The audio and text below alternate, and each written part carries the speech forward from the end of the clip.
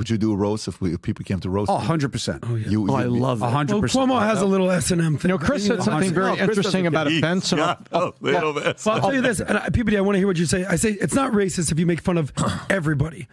Shout out to Andrew Schultz. He's one of the greats. I mean, he's up there. I don't know what he said. I don't know if you saw his positions. Spoke to him, yes. What was your favorite part of this? Of what? Of the roast, yeah. Oh, to me, it's Hinchcliffe. Honestly, I thought Hinchcliffe was freaking ridiculous. Yeah. Like, are you kidding me with his timing and the way he did it and cool and collected on stage? I thought he was on fire, what he did. Everybody else was good. A lot of funny moments. Hinchcliffe is here. Everybody else was here. Would you allow him to do a roast of you? Of course. Yeah.